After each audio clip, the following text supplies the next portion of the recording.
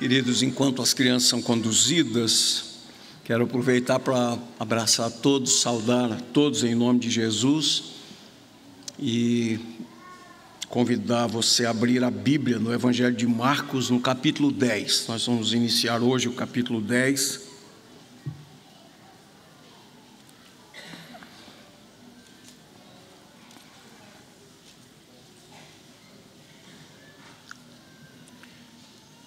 Embora o editor da nossa Bíblia tenha colocado aqui esse título a respeito do divórcio, mas eu queria falar o que Jesus falou sobre o casamento.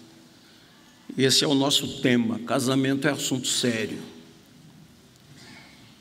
E nós queremos sim ouvir a doce voz do nosso Senhor, voz poderosa, Ele próprio é a palavra.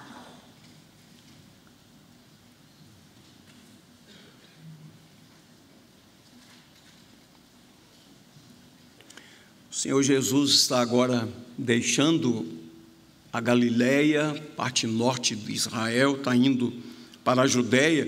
Interessante perceber que os evangelistas Mateus e Marcos não falam sobre o ministério de Jesus na Judéia, e Lucas e João o fazem.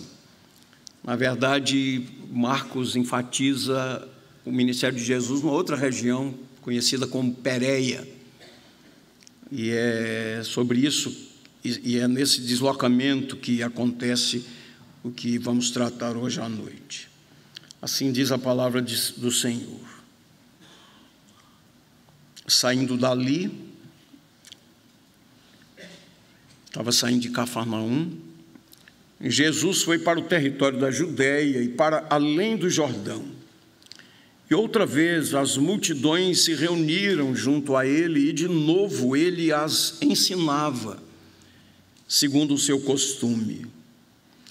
E aproximando-se alguns fariseus, o puseram à prova, perguntando: é lícito ao marido repudiar a sua mulher? Jesus respondeu: o que foi que Moisés ordenou a vocês?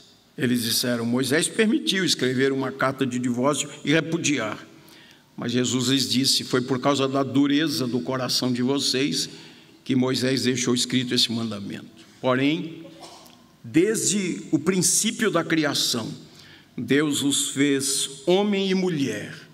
Por isso, o homem deixará o seu pai e a sua mãe e se unirá à sua mulher, tornando-se os dois uma só carne. De modo que já não são mais dois, porém uma só carne. Portanto, que ninguém separe o que Deus ajuntou. Em casa, os discípulos voltaram a fazer perguntas sobre esse assunto e Jesus lhes disse: quem repudiar a sua mulher e casar com outra, comete adultério com aquela. E se ela repudiar o seu marido e casar com outro, comete adultério. Até aqui o verso de número 12, vamos orar ainda ao Senhor. Ó Deus, estamos na Tua santa presença, estamos diante da Tua palavra, o texto que foi lido, e nós carecemos muito da Tua bênção, da Tua iluminação. É pela ação do Espírito Santo que nós somos conduzidos para toda a verdade. Então, abre os nossos olhos. E a todos nós, os casados, os solteiros, aqueles que querem se casar ainda, que todos saiamos daqui conscientes da seriedade que é o casamento, que é uma aliança, e dá-nos a bênção, Pai, de um casamento agradável ao Senhor, uma família ajustada, onde reine o Senhor, uma família que anda nos teus caminhos. Abençoa os que estão conosco aqui no santuário e aqueles que acompanham virtualmente. Fala ao nosso coração, Senhor, em nome de Jesus. Amém. Amém. Meus queridos, é certo que o divórcio tornou-se uma opção amplamente aceita, extremamente popular na sociedade, né? Aqui no nosso país, desde o ano de 1977, né? Mas eu queria chamar a atenção para aspectos relevantes aqui hoje à noite. Gostei muito dessa afirmação que li. A visão da igreja acerca do divórcio não deve ser baseada nas areias movediças das normas sociais, mas na solidez da verdade bíblica. Nós devemos estar atentos à verdade bíblica, sua solidez, sua verdade absoluta, sua verdade objetiva. Então, a questão mais importante não é o que alguém fala a respeito do divórcio, a sua conveniência. A coisa mais importante para nós é o que o Senhor fala a respeito do casamento, dessa instituição. O que nos interessa mesmo é a resposta bíblica. E queria fazer uma observação, que é muito importante sempre fazermos isso, né? Sempre que estivermos lendo a Bíblia, nas nossas leituras devocionais, nas nossas leituras diárias e nós pregadores, né?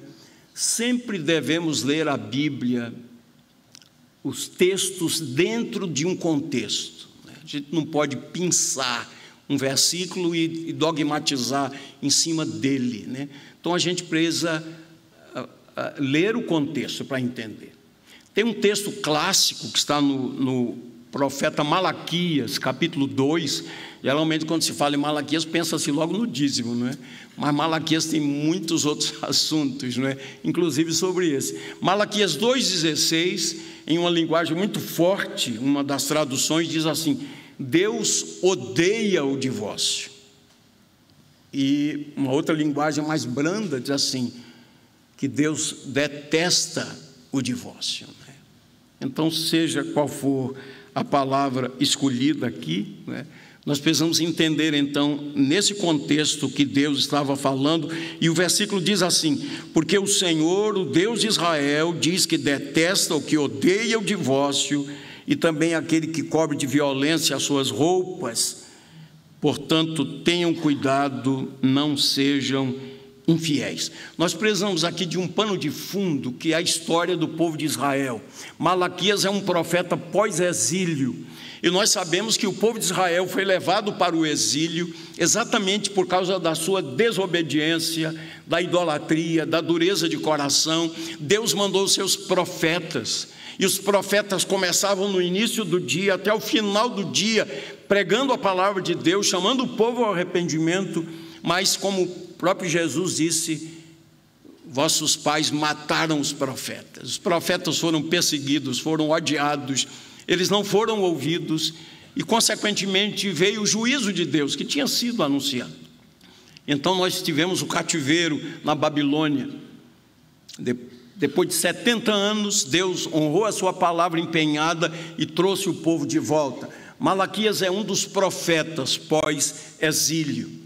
E o que estava acontecendo nos dias de Malaquias, os sacerdotes responsáveis pelo ensino da lei, eles eram responsáveis não apenas pelos atos do culto, mas também pela interpretação e pelo ensino da lei, pelo ensino da palavra de Deus. Capítulo 2 de Malaquias diz que eles estavam sendo infiéis, eles não estavam observando a palavra de Deus e nem ensinando a palavra de Deus ao povo. Se você fizer uma leitura cuidadosa do livro de Esdras, por exemplo, que é um livro histórico, mas Esdras, assim como Neemias, eles são livros pós-exílio também, são história de reconstrução. Neemias, a reconstrução dos muros de Jerusalém; Esdras, a reconstrução da vida espiritual do povo, depois do início das obras de reconstrução do templo de Jerusalém. E nós temos capítulo 9 de Esdras e capítulo 10 também, falando a respeito do casamento com mulheres pagãs. Então, o que estava acontecendo em Israel nos dias de Esdras, nos dias de Neemias, nos dias de Malaquias, por exemplo, os judeus estavam deixando as suas esposas, e estavam se casando com mulheres pagãs. E é nesse contexto que o Senhor os repreende, dizendo que Deus odeia o repúdio, Deus detesta o repúdio. E o verso 14 de Malaquias capítulo 2 diz: porque o Senhor foi testemunha da aliança entre ti e a mulher da tua mocidade. E tu foste infiel para com a mulher da tua mocidade. Então é nesse contexto que nós temos essa palavra do profeta Malaquias, que Deus detesta o repúdio, né? Como eu disse, capítulo 2 de Malaquias, verso 1, os sacerdotes deram mau exemplo. Versículo 8, o povo seguiu o mau exemplo dos sacerdotes. E nesse capítulo 2, a partir do verso 2 até o versículo de número 13, o Senhor fala sobre o juízo, a não ser que eles se arrependessem. Deus é gracioso, Deus tem prazer em perdoar. Deus é aquele Deus que chama ao arrependimento, não é? Então, o que tinha acontecido nesse contexto é que eles tinham deixado suas mulheres e tinham se casado com mulheres pagãs, não é? Olhando agora para o nosso texto, como eu disse no início, Jesus tinha deixado Cafarnaum, onde havia ensinado a respeito da humildade e do discipulado radical, e com o término do ministério na Galiléia, ele agora foi para a região da Judéia, e ele ensinou ali por um período de 6 meses, os últimos 6 meses do ministério de Jesus antes da sua crucificação, né? Então, o nosso texto diz agora que Jesus, como de costume, estava ensinando, né? E os escribas e fariseus, e no texto aqui fala sobre os fariseus, como inimigos de plantão, eles se aproximaram de Jesus para colocar Jesus à prova. Fariseus representavam uma assistência que não queria aprender nada, eles eram orgulhosos, vaidosos, eles não queriam aprender. Na verdade, eles ficavam à espreita, querendo encontrar um deslize na pessoa de Jesus. Muitas vezes tentaram colocá-lo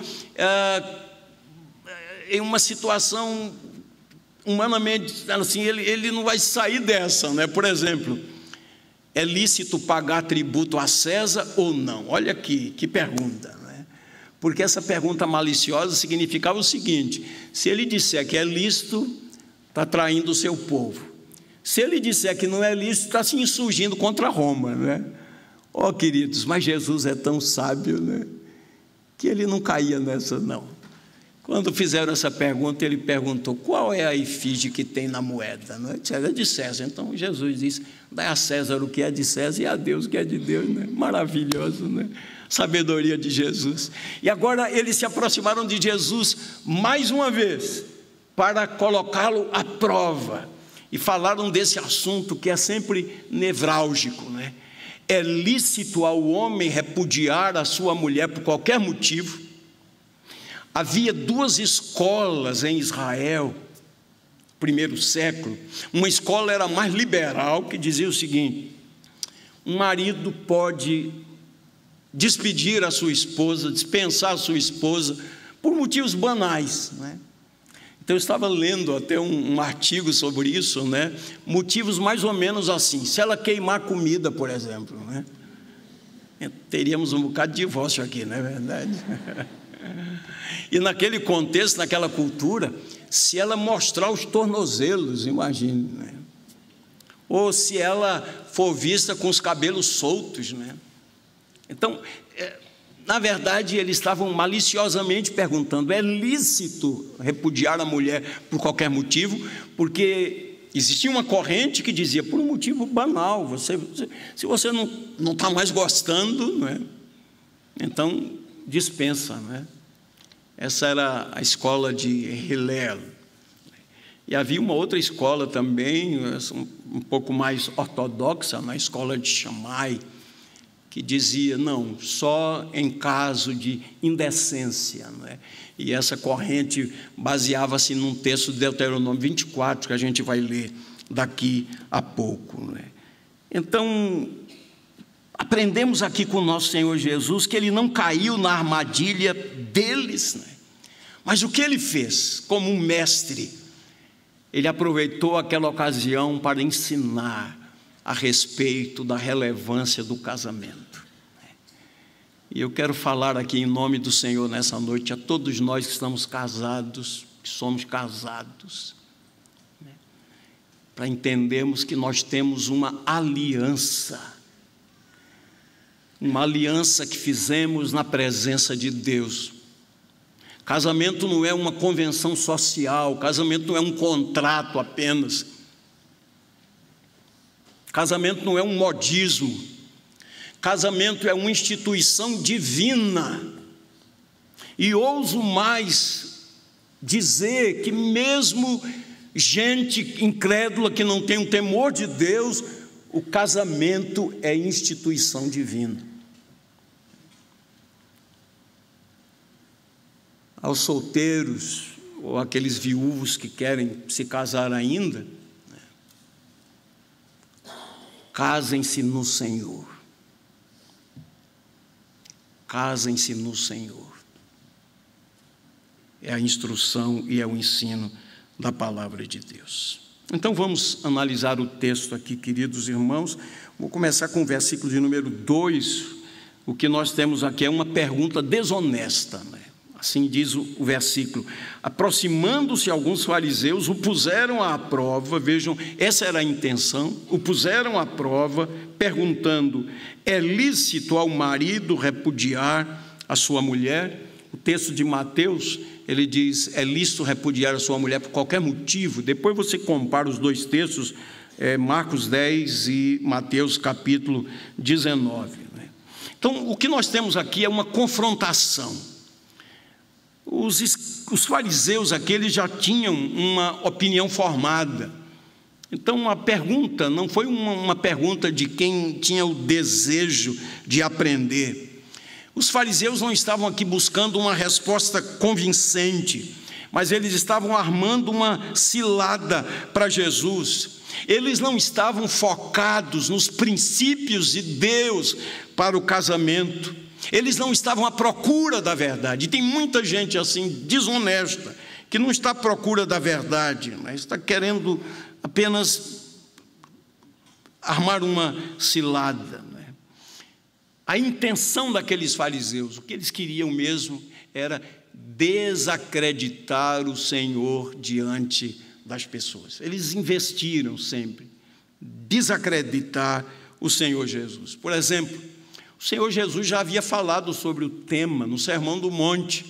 O pastor Leonardo tem feito a exposição do Sermão do Monte, capítulo 5 de Mateus, versos 31, 32. Assim está escrito: também foi dito, aquele que repudiar a sua mulher deve dar-lhe uma carta de divórcio.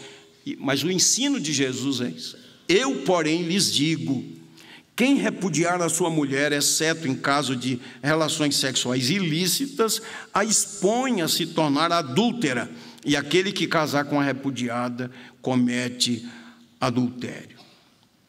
Então, tal como tinha acontecido nos dias de Malaquias, de Esdras e Neemias, né, dos seus antepassados, logo depois do exílio, os líderes e as pessoas da época de Jesus também viam e olhavam para o casamento não como essa aliança que é feita na presença de Deus, o que significa dizer que eles tinham abandonado o padrão das Escrituras Sagradas. E nós precisamos cada vez reafirmar, queridos, o que conta para nós é o que diz a palavra de Deus. Ela é regra infalível de fé e de prática. Ela nos ensina acerca do que devemos crer sobre Deus e de como devemos viver para agradar a Deus. E a palavra do Senhor fala a respeito do casamento, não é? Então, como eu disse há pouco, esses fariseus que estavam procurando uma armadilha, armaram uma armadilha para Jesus, eles tinham adotado aquela prática e aquele ensinamento que dizia: o marido pode repudiar a sua mulher por qualquer motivo, desde que ele não esteja mais interessado nela, então ele simplesmente deve deixá-lo, né? E é preciso a gente lembrar também, eu falei sobre a Pérea, onde estava Jesus, nessa região, que quem governou Pérea foi Herodes Antipas. Estão lembrados de Herodes Antipas? Ele tomou a mulher do seu próprio irmão Filipe. E foi isso que custou a cabeça de João Batista, porque João Batista denunciou o pecado de Herodes, dizendo: não te é lícito tomar a esposa do teu irmão. E ela ficou tão indignada com a pregação de João Batista, com a palavra de João Batista, que quando a sua filha dançou diante do rei, e o rei embriagado prometeu a ela até a metade do reino, que ela quisesse, então ela foi consultar a mãe, e a mãe disse: eu quero a cabeça de João Batista. Queridos, esses fariseus também queriam a cabeça do Senhor Jesus. Eles queriam colocar Jesus numa situação difícil. Possivelmente eles queriam fazer o mesmo com o Senhor Jesus. Segundo ponto, não é? Primeiro, uma pergunta desonesta. Segundo ponto, nós temos aqui uma resposta esclarecedora. Eu vou pular um pouco, vou para o versículo de número 6 agora. Nós temos a resposta de Jesus, versículos de 6 a 9. Assim diz: porém, desde o princípio da criação, Deus os fez homem e mulher. Por isso, o homem deixará o seu pai e a sua mãe e se unirá à sua mulher, tornando-se os dois uma só carne, de modo que já não são mais dois, porém uma só carne. Portanto, que ninguém separe o que Deus ajuntou. Percebam aqui, queridos, que Jesus ignorou as tradições, os ensinamentos rabínicos, e ele foi direto ao Antigo Testamento. Jesus não caiu na armadilha dos fariseus, mas ele respondeu com a palavra de Deus. Foi assim quando ele foi tentado pelo diabo no deserto. O que está escrito? Está escrito, está escrito. E é assim que nós devemos viver, queridos, pela graça de Deus, à luz das Escrituras Sagradas. E a partir do texto de Gênesis, o Senhor Jesus apresentou 4 razões, porque o casamento é um assunto muito sério. Lá em Mateus 19, que é o texto paralelo, no versículo 4, o Senhor os repreendeu dizendo: não lestes? Vocês estão fazendo essa pergunta, mas vocês não leram o que foi que Moisés escreveu, né? E aqui ele apresenta essas 4 razões, porque o casamento é assunto sério. Primeira razão: o casamento é a união entre um homem e uma mulher. Não poligamia, não trisal, essa coisa absolutamente antibíblica e nojenta, muito difundida e muito divulgada. À luz da palavra de Deus, o casamento não é entre um homem e um homem, não é entre uma mulher e uma mulher, mas é entre um homem e uma mulher. Foi assim que Deus determinou. É assim que nós cremos, à luz das Escrituras Sagradas. É esse o ensino do Evangelho. E nós estamos vendo cada vez mais os movimentos surgindo. Eles querem uma releitura da Bíblia, uma releitura do Evangelho. Eles dizem: olha, isso é assunto do século I e de muito tempo antes do século I, e os tempos são outros, as épocas são outras, a sociedade mudou, nós vivemos novos tempos, queridos. A palavra de Deus é verdade objetiva e absoluta. Foi assim desde o início, foi assim que Deus fez. Ele tem autoridade. Foi Ele quem instituiu o casamento. O casamento é entre um homem e uma mulher. Tudo mais é fruto da queda, da rebelião, de um coração endurecido, de desobediência, de uma mente vazia de juízo. Romanos capítulo 1 nos mostra essa verdade com clareza, queridos. é fruto de um coração idólatra, porque os homens não quiseram adorar o Criador, preferiram adorar a criatura, foram entregues a uma disposição mental reprovável, é fruto da queda. Estou falando isso aqui à luz da palavra de Deus, e como isso está nas redes sociais, estou sujeito a responder até um processo, mas eu quero reafirmar aqui a palavra do Deus vivo, do Deus eterno, do soberano Senhor. O casamento é entre um homem e uma mulher. Depois, segunda verdade que o Senhor nos ensina, está aí no versículo de número 7, que ele fala sobre unir-se, com base em Gênesis 2:24. Queridos, nós temos tanto ouvido esse texto bíblico, nós precisamos olhar para o que diz as Escrituras Sagradas. Esse verbo aqui significa literalmente apegar-se, prender com aderência, acompanhar de perto, apegar, ficar perto, ficar junto. Esse verbo aqui significa união de mente, de vontade, do espírito, do corpo e da emoção.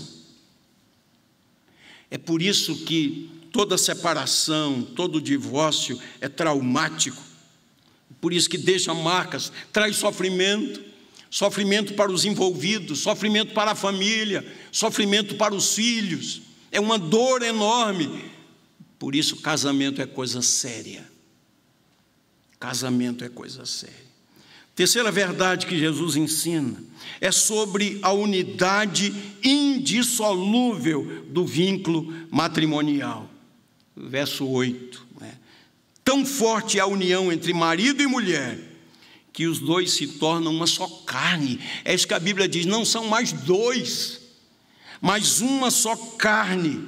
Então, quebrar o vínculo matrimonial implica também quebrar o vínculo familiar, como eu disse há pouco, causando graves danos. Casamento é coisa séria. Se você ainda não casou, não entre num casamento como aventura, não entre para mexer com os sentimentos do outro, não entre para passar uma temporada, entre para a vida toda. E por fim, verso 9, o casamento é obra de Deus. O que Deus uniu, não separe o homem. Casamento é obra de Deus. Então, queridos, a revelação divina sobre o casamento, essa revelação é clara e inequívoca. E aqui eu aproveito para trazer alguns princípios da Bíblia. O adultério é pecado sério, é pecado grave, é proibido pelas Escrituras Sagradas. Adultério não é apenas um ato consumado, mas o adultério acontece na mente, no coração, na cobiça, esse desejo malicioso. É preciso dizer também à luz da Bíblia, século 21, mas é isso que a Bíblia diz e nós cremos. Sexo antes do casamento ou fora do casamento é pecar diante de Deus. Antes do casamento é fornicação, significa defraudar o outro, e fora do casamento também. E a Bíblia também diz que cobiçar a mulher do próximo é pecado, e vice-versa. Casamento é coisa séria e nós precisamos muito da graça de Deus. Casamento é uma bênção. A Bíblia diz, Hebreus capítulo 13, verso 4, que digno de honra entre todos seja o matrimônio. Mas diz mais, bem como o leito sem mácula, porque Deus haverá de julgar os impuros e os adúlteros. Então, nós precisamos muito da misericórdia e da graça de Deus. Mas terceira verdade, agora eu quero voltar, eu li versos 2, de 6 a 9, agora queria ler os versos 3 e 4, porque esse terceiro ponto aqui é uma contestação. Eles contestaram, eles disseram: Moisés permitiu escrever uma carta de divórcio e repudiar.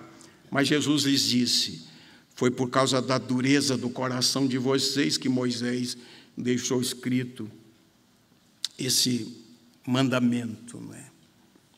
Na verdade, verso 3 diz: Moisés permitiu, não é? E ele fala aqui da dureza do coração. O Senhor Jesus não apenas esclareceu o ensino bíblico sobre o casamento, mas ele também contestou a posição antibíblica dos fariseus. Aqui, queridos, os fariseus estavam citando um texto lá de Deuteronômio. Se você quiser abrir a sua Bíblia, Deuteronômio capítulo 24, os primeiros 4 versículos, né? Eu disse antes da contestação dos fariseus, não. Quem contestou os fariseus foi o Senhor Jesus, né? Deuteronômio 24, eu vou ler os primeiros 4 versículos, que diz assim: se um homem tomar uma mulher e se casar com ela, e se ela não for agradável aos seus olhos, por ter ele achado coisa indecente nela, e se ele escrever uma carta de divórcio e a entregar à mulher e a mandar embora, e se ela saindo da casa dele for e se casar com outro homem, e se esse passar a odiá-la e escrever uma carta de divórcio e a entregar à mulher e a mandar embora de sua casa, ou se esse último homem que a tomou para si por mulher vier a morrer, então o primeiro marido dessa mulher que a mandou embora não poderá casar-se de novo com ela depois que foi contaminada, pois é abominação diante do Senhor. Assim vocês não farão pecar a terra que o Senhor seu Deus lhes dá por herança, né?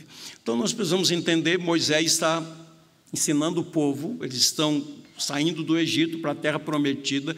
O livro de Deuteronômio significa literalmente a repetição da lei. Moisés está reensinando a lei ao povo. E nós temos aqui essa expressão, né, que é a palavra para indecente, indecência, né?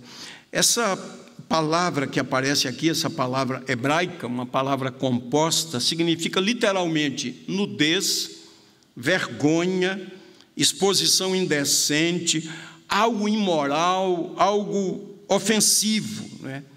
E a outra parte é palavra ou coisa, ou assunto, ou situação, né? Então, a ideia aqui do texto, e é um texto muito difícil mesmo de ser interpretado, é se houvesse alguma coisa indecente. Mas se você analisar cuidadosamente o texto, o único comando que nós temos aqui está no versículo de número 4. Está dizendo o seguinte: o ex-marido, aquele primeiro marido que despediu a sua esposa, ele não teria mais a possibilidade de trazê-la de volta, não teria mais a permissão de trazê-la de volta, uma vez que ele a havia repudiado. Então, esse é o único comando que aparece aqui nesse texto, não é? Mas o ponto central, e o que importa para nós agora aqui, dentro do nosso texto de Marcos, o ponto central que Jesus quer ensinar é que o casamento foi instituído por Deus como uma união permanente. E o divórcio sempre representará a quebra ou uma consequência da quebra desse ideal, algo que nunca foi desejado por Deus. E agora, em último lugar, eu queria ler os versos 5, 10 a 12. Jesus lhes disse: foi por causa da dureza do coração de vocês que Moisés deixou escrito esse mandamento. E aqui, agora não mais os fariseus, mas os discípulos, quando chegaram em casa, os discípulos voltaram a fazer perguntas sobre esse assunto, e Jesus lhes disse: quem repudiar a sua mulher e casar com outra, comete adultério contra aquela. Se ela repudiar o seu marido e casar com outro, comete adultério. Na verdade, o que Jesus está fazendo aqui, agora ensinando aos discípulos, porque foi um assunto tão importante que eles continuaram a conversar sobre isso. Eu queria resumir esses versículos dizendo: Jesus desencoraja o divórcio. É isso que ele está ensinando aqui. Os discípulos pediram esclarecimentos. E Jesus está dizendo aqui que os direitos da mulher e do marido são iguais diante de Deus. Vejam os versos 11 e 12 aqui. Diante de Deus, ambos têm o mesmo valor, não é? O que Jesus está ensinando aqui é que a quebra de um casamento é um assunto muito sério. E foi essa ênfase que o Senhor deu. É um assunto muito sério que traz consequências. Quero concluir e fazer algumas breves aplicações. Como eu falei no começo da mensagem sobre o contexto, nós precisamos entender o contexto lá de Malaquias, dizendo que Deus detesta o divórcio, e precisamos entender agora o contexto nos dias de Jesus, quando havia essas duas linhas, uma bem mais liberal, dizendo que é possível despedir a mulher por qualquer motivo, e uma outra que era um pouco mais ortodoxa. E aí eu quero lembrar um outro texto de Deuteronômio, que está no capítulo 7 de Deuteronômio, os primeiros 4 versículos, assim está escrito: o povo sendo preparado para entrar na terra prometida. Quando o Senhor, seu Deus, os levar para a terra que vocês vão possuir, e tiver expulsado muitas nações de diante de vocês, os heteus, os girgazeus, os amorreus, os cananeus, os ferezeus, os heveus, os jebuseus, 7 nações mais numerosas e mais poderosas do que vocês, não façam aliança com essas nações, nem casem com pessoas dessas nações, não deem as suas filhas aos filhos dessa gente, nem tomem as filhas deles para os filhos de vocês, pois elas levariam os filhos de vocês a se desviar de mim, para que servissem outros deuses. Assim a ira do Senhor se acenderia contra vocês, e depressa eles os destruiria. Não é? Então, o que o Senhor está dizendo aqui, proibindo expressamente o casamento com mulheres pagãs, quando eles chegassem na terra prometida, ou as mulheres também com homens pagãos. Não é? Pegando o texto de Marcos e o texto de Mateus, o texto de Mateus é um texto mais completo, Mateus 19, nós podemos entender que a infidelidade conjugal é a cláusula de exceção para o divórcio. Mateus 19, 9, com base também em Mateus 5, 32. E também a gente pode incluir aqui o abandono do lar, ou a violência. São cláusulas de exceção. E eu queria só olhar com vocês o texto de Mateus. Vejam comigo aí Mateus 19, versículo 10. O ensino de Jesus foi tão contundente. Veja a reação dos discípulos. Mateus 19, 10. Os discípulos de Jesus disseram: se essa é a situação do homem em relação à sua mulher, não convém casar. Então Jesus falou com tanta seriedade a respeito do casamento, que eles disseram: olha, casamento é uma coisa muito séria. Então, queridos, concluindo e fazendo algumas aplicações, vejam, enquanto os fariseus estavam inclinados a mergulhar no tema divórcio, Jesus estava focado no tema casamento. Sem dúvida nenhuma, se compreendêssemos mais as bases bíblicas para o casamento cristão, para o casamento instituído por Deus, nós teríamos menos divórcios, teríamos menos sofrimentos nessa área. Nós temos aqui, pegando agora Marcos 10 e Mateus 19, nós temos 4 grandes pilares do casamento como instituição divina. Então, vou repetir alguns que já disse anteriormente. O casamento é heterossexual. Deus criou homem e mulher. O casamento é entre um homem e uma mulher. Um foi feito para o outro. um é adequado ao outro, física, emocional, psicológica, espiritualmente. Segundo, o casamento é monogâmico, é um homem e uma mulher. Deixará o homem pai e mãe e unir-se-á à sua mulher. O casamento, e aqui vou usar uma expressão do pastor Hernandes, é monossomático, né? Os dois serão uma só carne. Hernandes diz assim: o propósito de Deus é que no casamento o homem e a mulher se tornem uma só carne, numa intimidade tal que não pode ser separada. E ele diz algo muito precioso: a união entre marido e mulher não é apenas emocional e espiritual, mas também é, sobretudo, física. A união conjugal é a mais próxima e íntima relação de todo relacionamento humano. E ele diz mais: a união entre marido e mulher é mais estreita do que a relação entre pais e filhos. Os filhos de um homem são parte dele mesmo, mas a esposa ou o marido, né? A esposa é ele mesmo, o marido é ela mesma, né? Os dois são um. Jesus está dizendo: o casamento é indissolúvel. O que Deus ajuntou, não separe o homem. Então, no projeto de Deus, o casamento é indissolúvel. O divórcio é uma conspiração contra Deus, contra o cônjuge.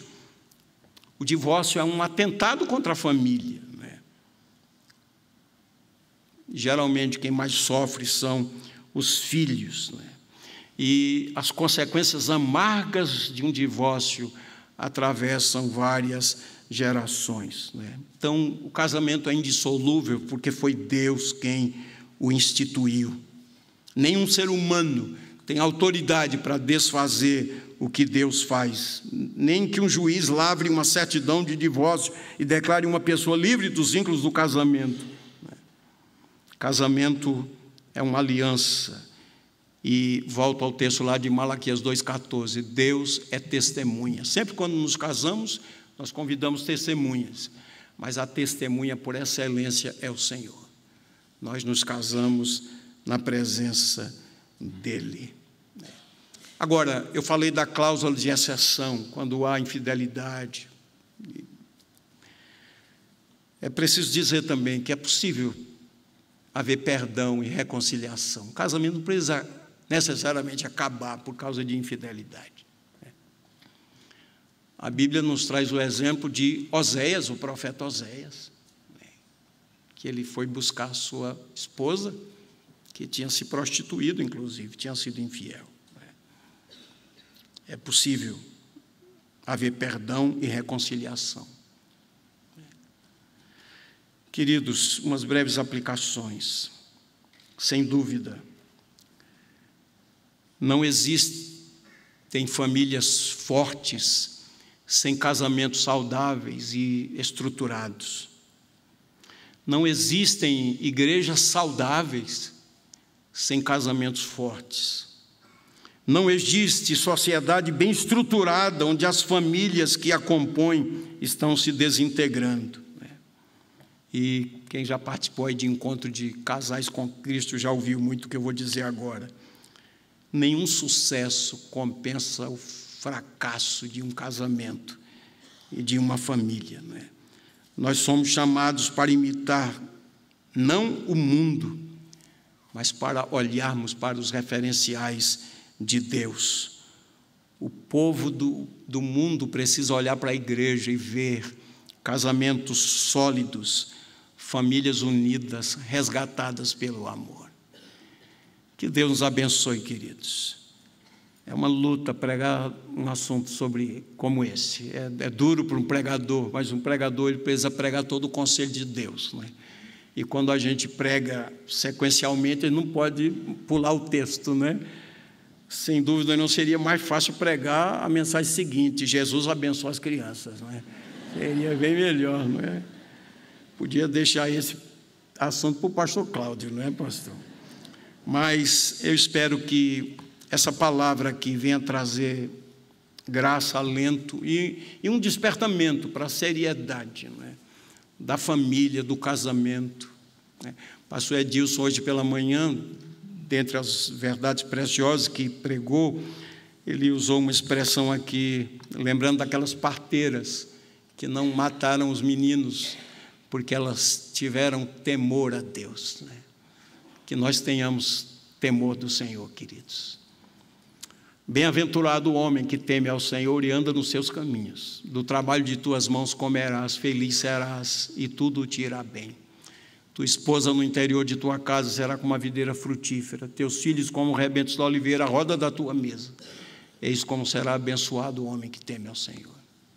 Se o Senhor não edificar a casa, em vão trabalham os que a edificam. Se o Senhor não guardar a cidade, em vão vigiam as sentinelas. Inútil vos será levantar de madrugada, repousar tarde, comer o pão que penosamente granjeastes. Aos seus amados ele o dá enquanto dorme. Herança do Senhor são os filhos, fruto do ventre, o seu galardão. Deus abençoe a nossa casa, Deus abençoe a nossa família, Deus abençoe a sua casa, a sua família. Que esta seja uma noite de despertamento para o perdão, para a reconciliação, para o abandono do pecado, para um andar no temor de Deus, uma vida que seja agradável ao Senhor. Amém, queridos? Deus nos abençoe.